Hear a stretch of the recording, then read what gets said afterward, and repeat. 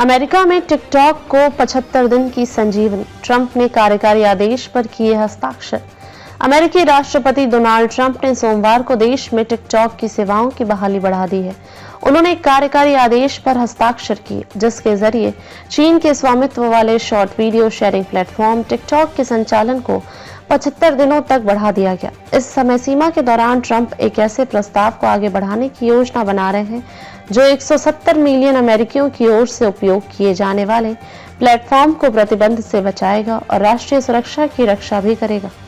Trump की ओर sign किए गए कार्यकारी आदेश में कहा गया, मैं अटॉर्नी जनरल को आज से 75 दिनों की अवधि के लिए अधिनियम को लागू करने के लिए कोई कार्रवाई नहीं करने का निर्देश दे रहा हूं ताकि मेरे प्रशासन को व्यवस्थित तरीके से आगे बढ़ने का उचित तरीका निर्धारित करने का अवसर मिल सके जो राष्ट्रीय सुरक्षा की रक्षा करता है और साथ ही लाखों अमेरिकियों द्वारा उपयोग किए जाने वाले संचार प्लेटफॉर्म को अचानक बंद होने से बचाता है। दरअसल पिछले साल अप्रैल में जो बाइडेन ने टिकटॉक पर प्रतिबंध से जुड़े विधेयक पर हस्ताक्षर किए थे। इस विधेयक को सदन और सीनेट में व्यापक द्विदलीय बहुमत से पारित किया गया था। विधेयक के जरिए टिकटॉक की मूल कंपनी बाइटडांस को ऐप से अलग होने या अमेरिकी ऐप स्टोर से प्रतिबंध का सामना करने के लिए 270 दिन का समय दिया था। इसके लिए 19 जनवरी अंतिम तिथि थी।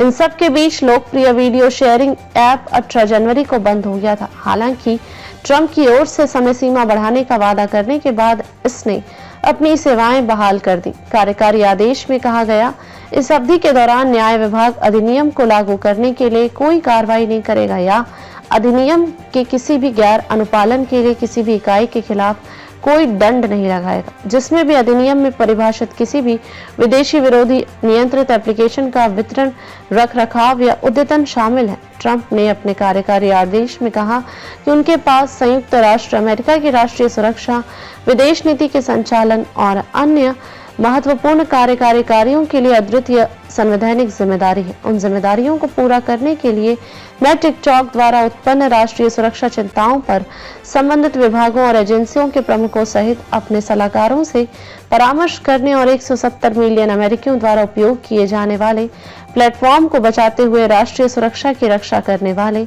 समाधान को आगे बढ़ाने का इरादा रखता हूँ।